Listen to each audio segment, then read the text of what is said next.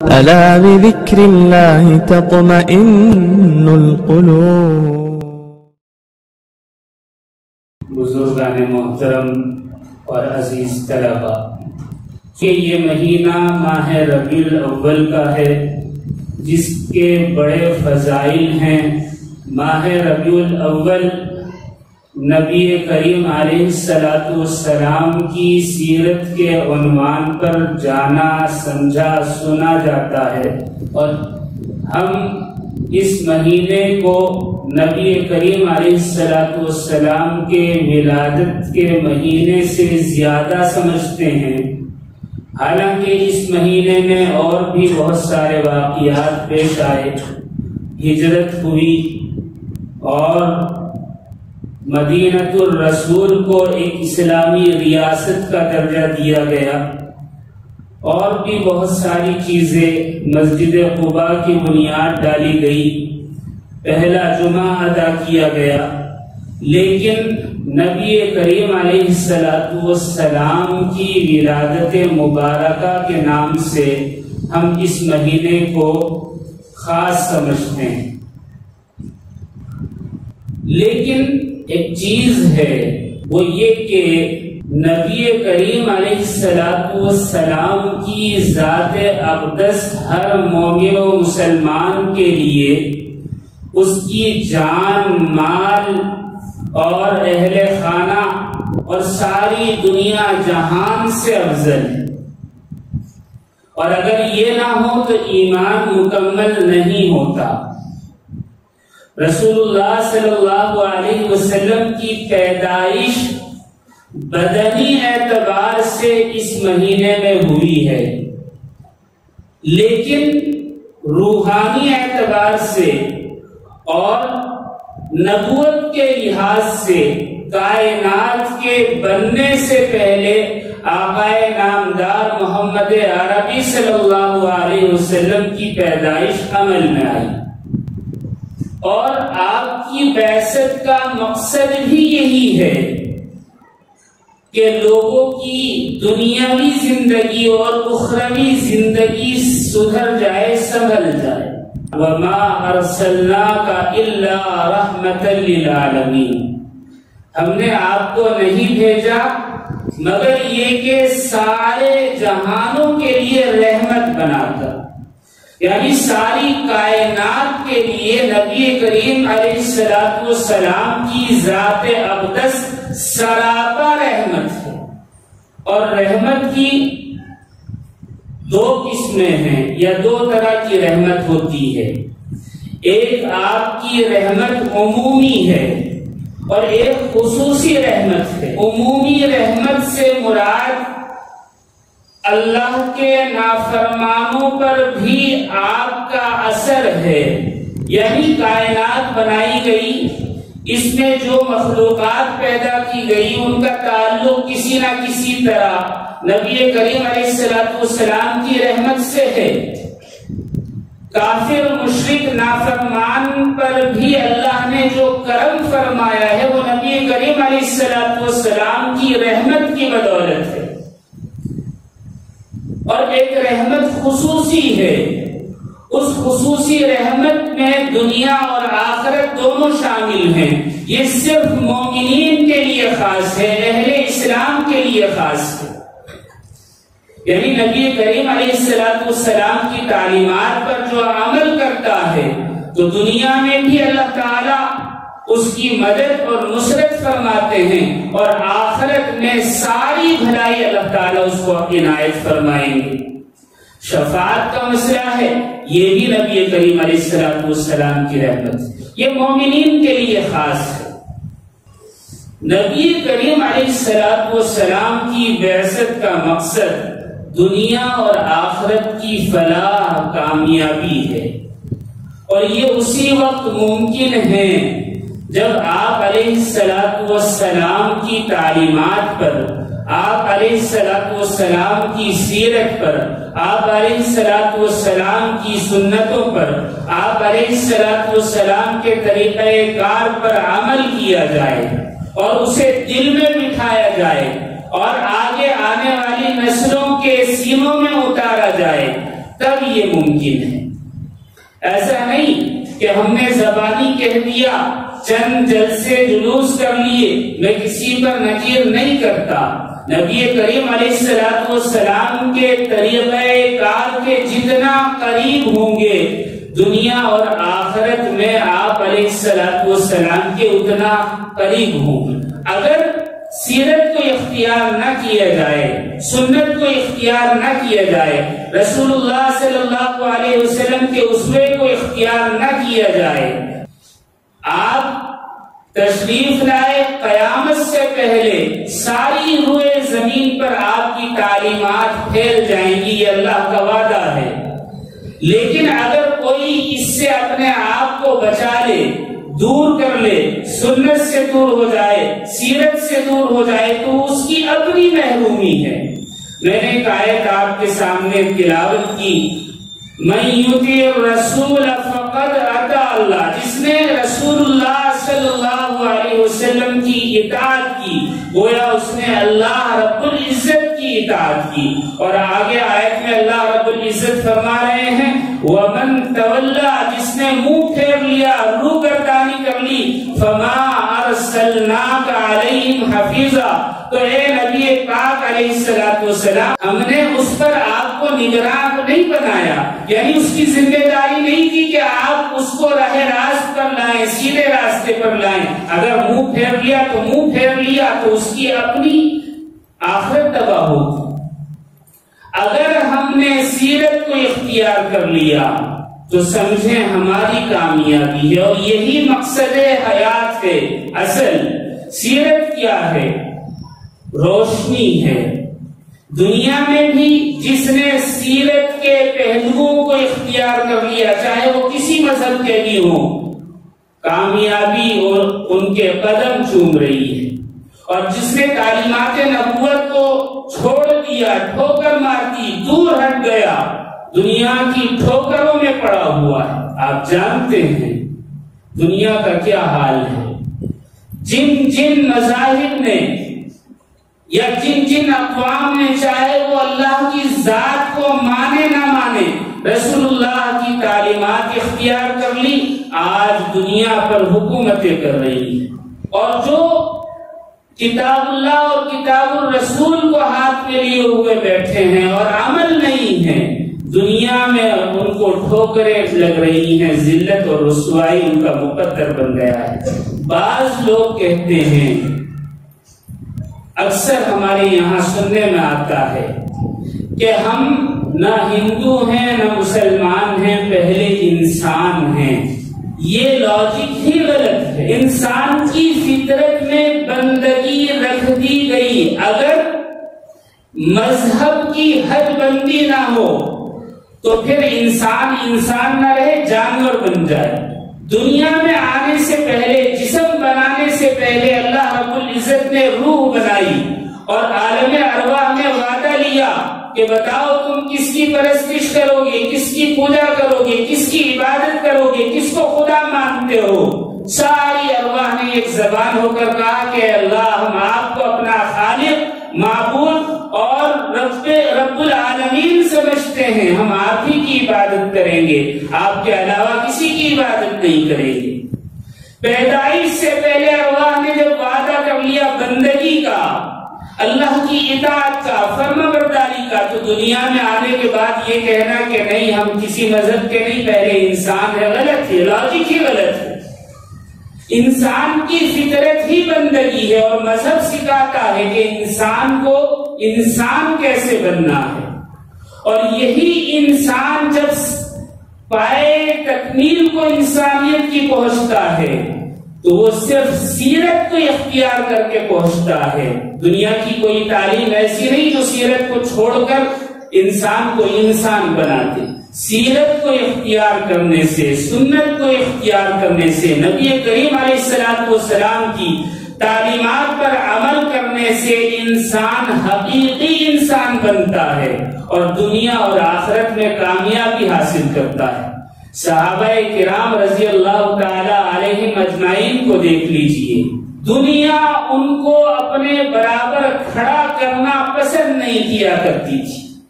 لیکن جب اسلام قبول کیا، رسول اللہ صلی اللہ علیہ وسلم کی تعلیمات کو اختیار کیا، تو بڑے بڑے بادشاہ اور سلاطین کے تاج اور تخت ان کی ٹھوکروں میں آ گئے۔ کون سی تعلیم تھی، کون سا ایجوکیشن تھا، کون سا لا تھا جس نے ان کو پستی سے بلندی عطا کر دی؟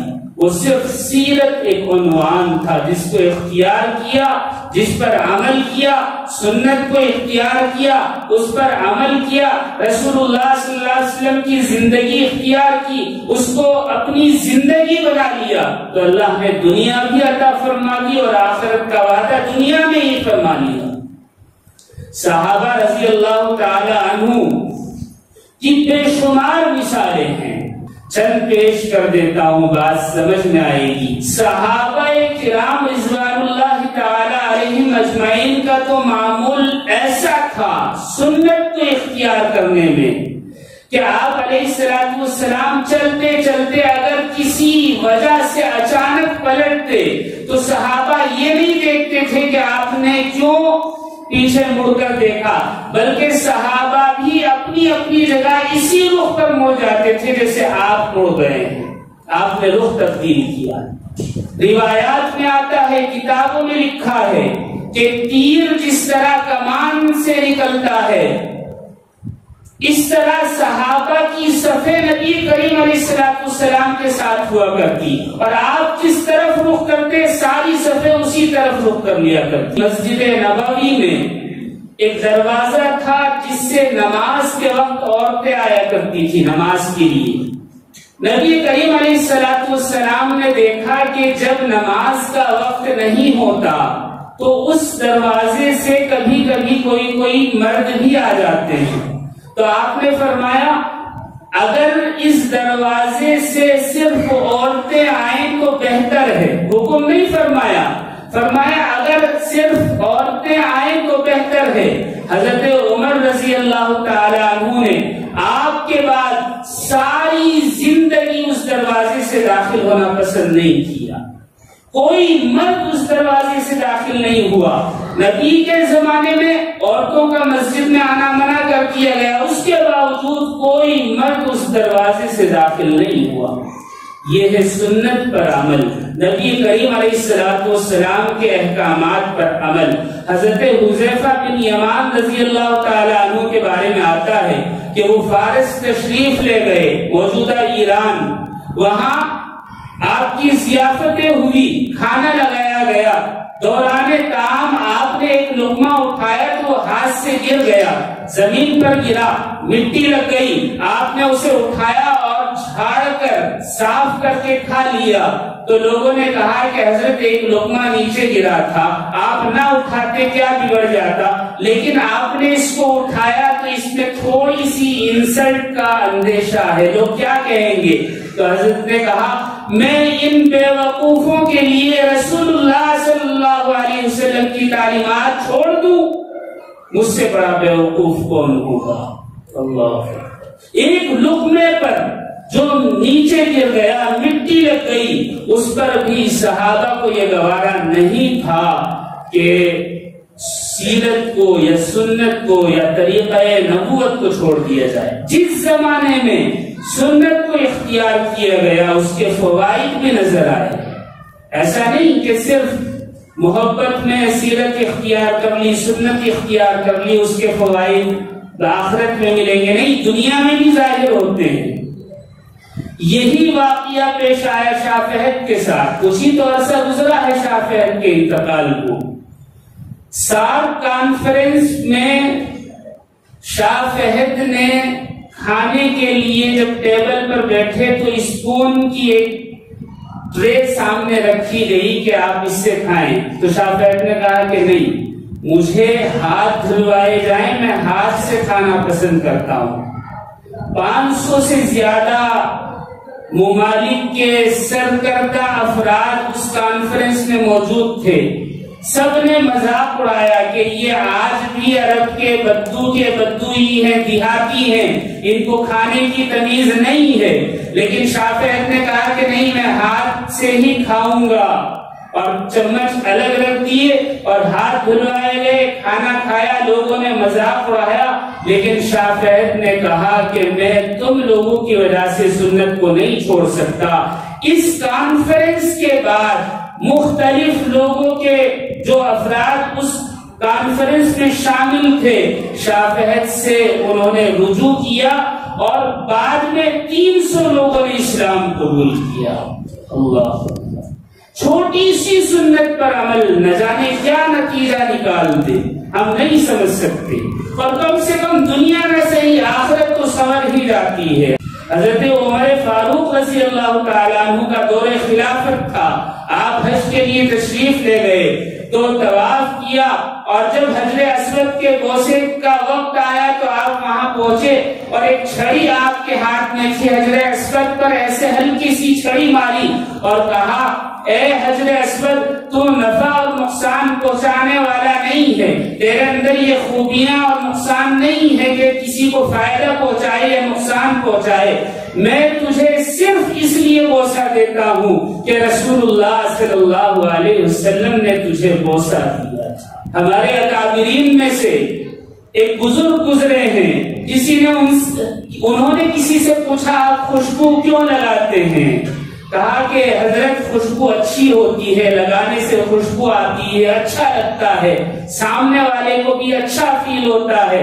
حضرت نے کہا کہ بھئی ہم تو خوشبو اس لیے لگاتے ہیں کہ اللہ کو خوشبو پسند ہے اور اللہ تعالیٰ خوشبو لگانے کو پسند کرتے ہیں، رسول اللہ صلی اللہ علیہ وسلم کی سنت ہے۔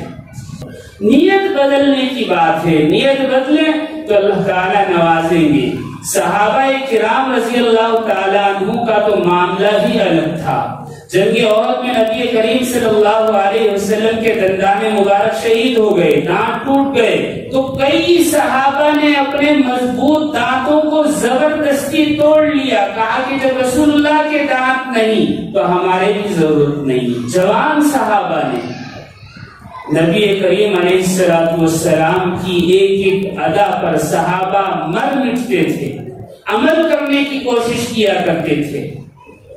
ایک مرتبہ چاروں خلفائے کرام اور چند اور صحابہ بیٹھے ہوئے تھے، کھانے کے بعد کھجوریں لائی گئی، نبی کریم علیہ السلام بھی شاخ میں سے توڑ کر تناول فرمانے لگے، صحابہ بھی کھجوریں کھا رہے تھے۔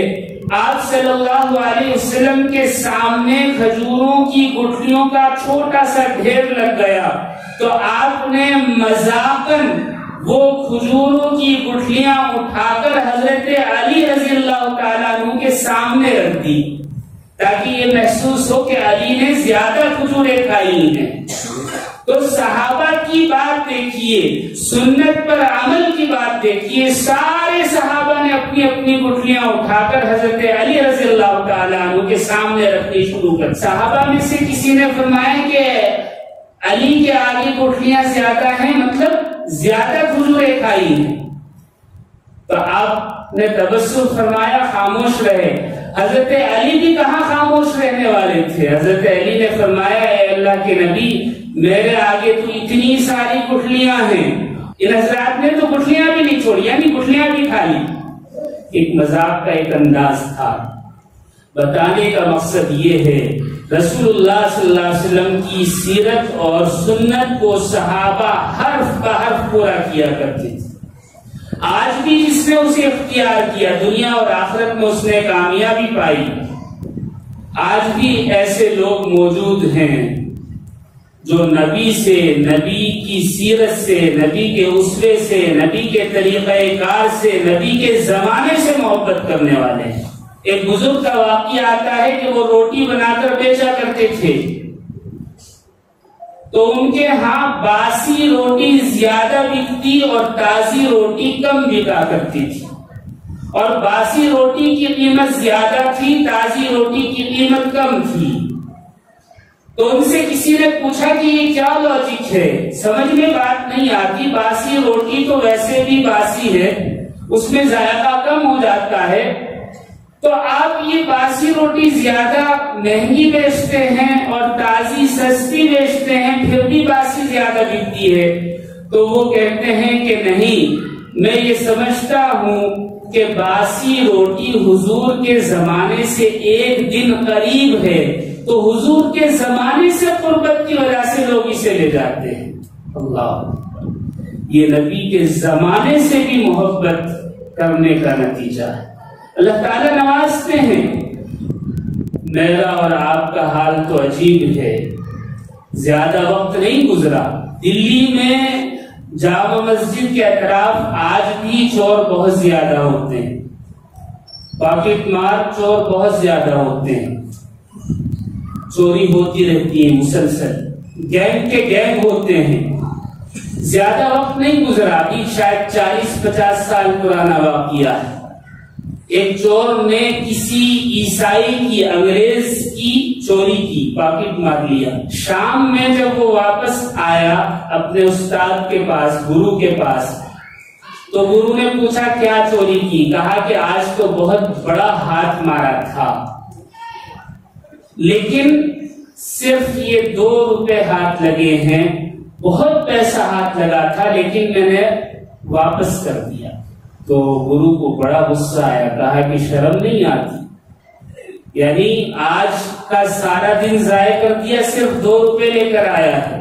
اس نے کہا کہ میری بات تو سن لیں۔ کہا کہ کیا؟ کہ ایک انگریز عیسائی آیا تھا، میں نے اس کی پاکٹ ماری، اس میں کئی ہزار روپے تھے، پھر میں نے وہ رقم اس پیکٹ کے ساتھ واپس دے دیا۔ تو گرو نے پوچھا ایسا کیوں کیا؟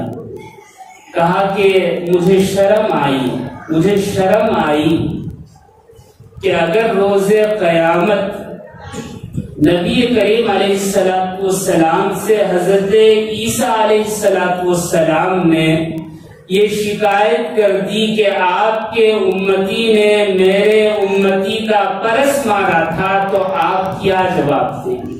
کہا کہ میں نے پرس واپس دے دیا۔ رسول اللہ صلی اللہ علیہ وسلم کو کہیں حضرت عیسیٰ کے آگے شرمندگی نہ ہو۔ تو اس زمانے کے چور بھی نبی سے کتنی محبت کرنے والے تھے، اس نے اس زمانے میں اسے 40 روپے دیے اور کہا کہ یہ تیرا انعام ہے۔ نبی کریم علیہ السلام سے محبت کے بے شمار واقعات صحابہ کے ہیں۔ سنت کو اختیار کرنے اور عمل کرنے پر صحابہ کی مثال تو بہت اونچی۔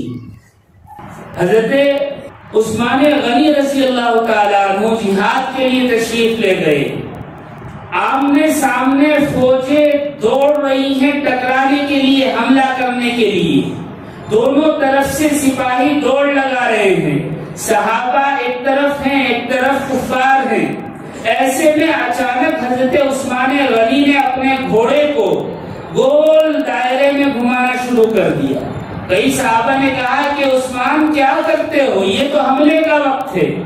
کئی چکر کاٹنے کے بعد حضرت عثمان غنی رکے اور حملے کے لیے آگے بڑھے۔ صحابہ نے پوچھا عثمان آپ نے کیا کیا؟ کہا کہ ایک مرتبہ رسول اللہ صلی اللہ علیہ وسلم نے اسی طرح حملے سے پہلے گول چکر لگائے تھے، میں نے سوچا سنت پر عمل کر، جان ہتھیلی پر رکھ کر، کبھی بھی کہیں سے بھی حملہ ہو سکتا ہے، ایسی صورت میں بھی سنت کو صحابہ نے نہیں چھوڑا۔ ایک صحابی حبشہ کے رہنے والے تھے، آپ جانتے ہیں سوڈان کے لوگوں کے بال بہت موٹے ہوتے ہیں، اس میں کنگھا نہیں کیا جاتا، نہیں کر سکتے۔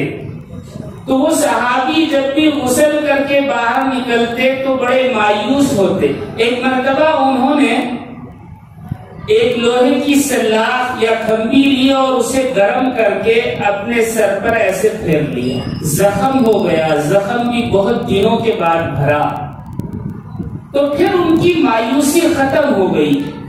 لوگوں نے پوچھا پہلے آپ غسل کر کے آتے تو بڑے مایوس ہوتے، آج کل آپ کی مایوسی کہیں نظر نہیں آتی، وجہ کیا ہے؟ کہا کہ جب میں غسل کر کے نکلتا تو میں سوچتا کہ میں بھی مانگ نکالوں، درمیان کی مانگ نکالوں، لیکن میرے بال ایسے ہیں کہ درمیان کی مانگ نہیں نکال سکتا، چونکہ بیچ کی مانگ نکالنا سنت ہے، مجھے افسوس ہوتا اور میں اداس رہتا کہ میرا سر نبی کے سر کے جیسا نہیں ہو سکتا. تو میں نے سلاح گرم کر کے اسے بیچ میں گھما دیا، جس سے ایک لکیر پڑ گئی اور اب ایسا لگنے لگا ہے کہ بیچ میں مانگ ہے. صحابہ کی سنت پر عمل کی مثالیں ہیں. صحابہ کرام رضوان اللہ تعالی علیہم اجمعین کے بعد آگے بھی جس نے سنت کو اختیار کیا، اللہ نے اس کے دل کی مرادیں پوری فرمائی. ابھی چند دنوں پہلے مولانا حبیب الرحمان صاحب لدھیانوی پنجاب کے جو شاہی امام تھے، ان کا انتقال ہوا. اس سے پہلے 1 سال پہلے حضرت والد اقدس حبیب الامت رحمۃ اللہ علیہ کا وصال ہوا.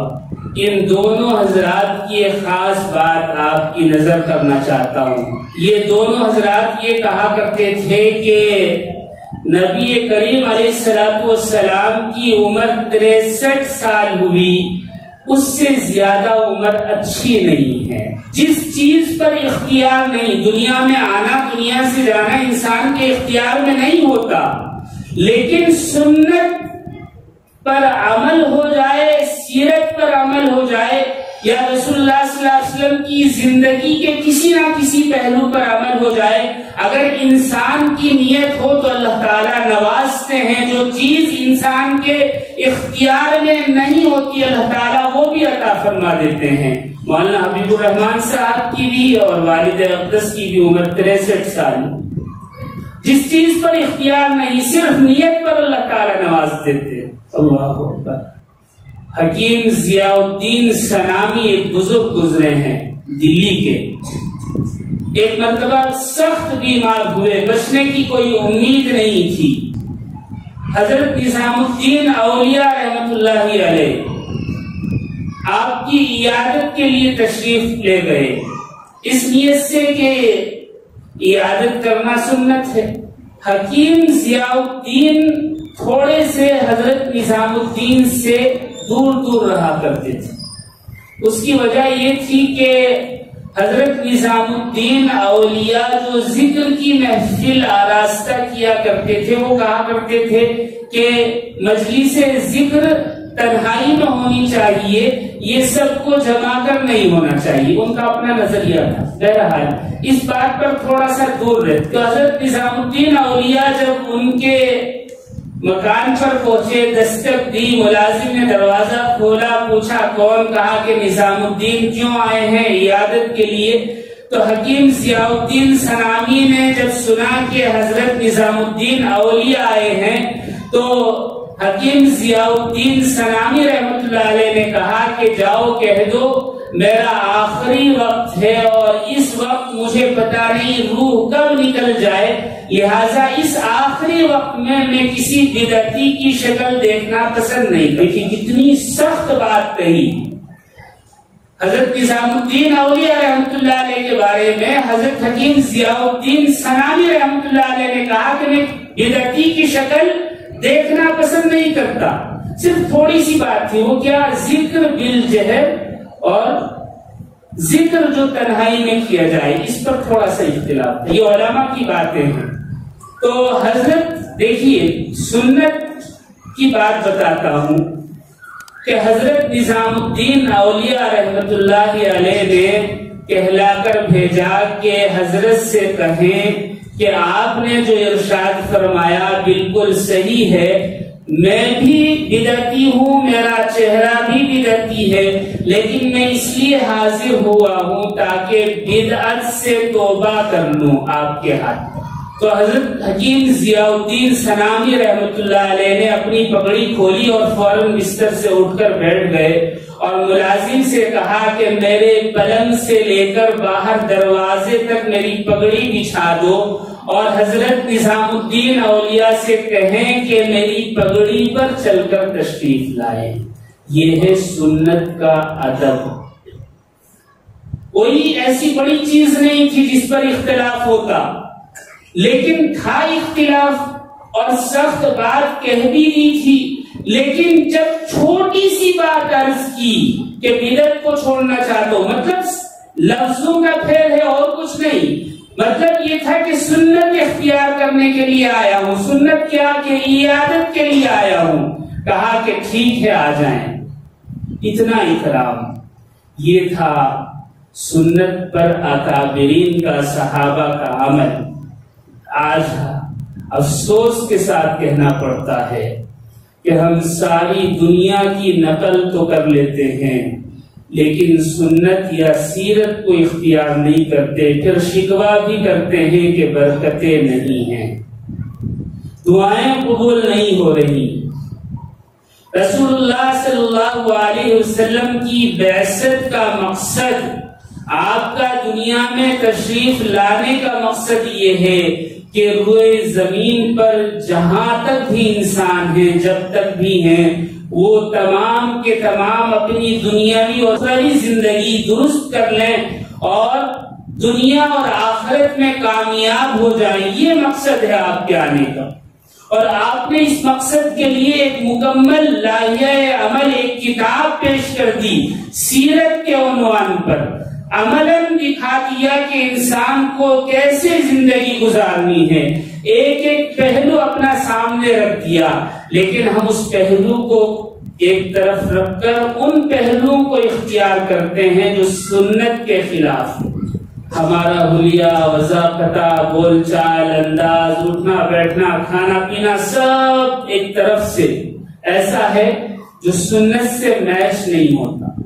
یہاں تک کہ ہم دعائیں تک بھی یاد نہیں رکھتے کہ کون سی چیز کب کھانی سنت ہے، کیسے کھانی سنت ہے، کیا دعا پڑھنی چاہیے، کیسے کھانا چاہیے. صرف ایک مثال دیتا ہوں. عام طور پر ہم لوگ کھجور کھاتے ہیں اور کہتے ہیں سنت ہے. سنت تو ہے، یقیناً سنت ہے. اور عرب کے اس زمانے میں کھجور سے زیادہ میٹھی کوئی چیز عرب میں نہیں ہوا کرتی تھی، اور اسی کے شیرے سے دوسرا میٹھا بھی بنایا جاتا تھا. لیکن کھجور کھانے کا سنت طریقہ ہمیں نہیں آتا. ہم کھجور کوئی تو منہ میں رکھ کر چبا کر گٹھلی نکال دیتے ہیں، کوئی گٹھلی نکال کر پھینک کر کھجور کھا لیتے ہیں. لیکن سنت طریقہ یہ ہے کہ کھجور کو پہلے کھولا جائے، دیکھا جائے کہ وہ خراب تو نہیں، پھر گٹھلی نکالی جائے اور گٹھلی کے اوپر جو غلاف باریک سی جھلی ہوتی ہے اور درمیان میں ایک دھاگا ہوتا ہے، پہلے اسے چوسا جائے، کھایا جائے، پھر گٹھلی رکھ کر کھجور کھائی جائے. یہ سنت طریقہ ہے. ہر چیز میں، اس میں بھی شامل ہوں، آپ بھی شامل ہیں. ہم نے سنت کو دور کر دی. ہمیں تو طریقہ ہی نہیں آتا کہ سنت کون سی چیز میں کیا ہے. میرے استاد محترم حضرت مولانا مفتی تقی عثمانی صاحب دامت برکاتہم سے کسی نے سوال کیا کہ حضرت میٹھا کھانے سے پہلے سنت ہے یا کھانے کے بعد؟ آپ فرما دیں. تو حضرت نے فرمایا کہ مجھے صرف ایک سوال کا جواب دیں، میں بعد میں آپ کے سوال کا جواب دوں گا. رسول اللہ صلی اللہ علیہ وسلم کے دسترخوان پر ایک سالن یا ایک چیز سے زیادہ کبھی آپ نے دوسری چیز دیکھی؟ پوری سیرت اٹھا کر دیکھ لیجئے، صرف ایک کھانا آپ کے دسترخوان پر ہوا کرتا تھا. اب میں کیسے کہہ دوں کہ میٹھا سنت پہلے ہے یا بعد میں؟ ہاں، یہ عربوں کا دستور تھا. روایات میں بھی آتا ہے کہ کھانے کے بعد تفریح کے لیے جب بیٹھتے تو کھجور لے آتے. دسترخوان اٹھانے کے بعد، ہمارے ہاں تو دسترخوان پر میٹھا کھایا جاتا ہے. میٹھا کس طرح کھایا جائے یہ مسئلہ نہیں ہے، آپ پہلے کھائیں بعد میں کھائیں، یہ آپ کو اختیار ہے. لیکن ہم اپنے نفس کو مطمئن کرنے کے لیے سنت کا نام تو لیتے ہیں، سنت پر عمل نہیں کرتے. مسئلہ یہ ہے، میرے عرض کرنے کا مقصد صرف یہی ہے کہ ہم سنت کو اختیار کریں. اللہ تعالیٰ مجھے بھی اور آپ کو بھی کہنے سے زیادہ عمل کی توفیق بخشے. ایک بات عرض کر کے بات ختم کرتا ہوں. آج آپ دیکھ رہے ہوں گے فلمی اسٹائل میں لوگ بال کٹواتے ہیں، اکثر 90% یہی ہوتا ہے. اور جو گھر کے بزرگ ہیں، بڑے ہیں، وہ بھی جانتے ہیں کہ یہ فلمی اسٹائل میں ہیں، لیکن کچھ کہتے نہیں. مجھے ایک واقعہ اس پر یاد آیا.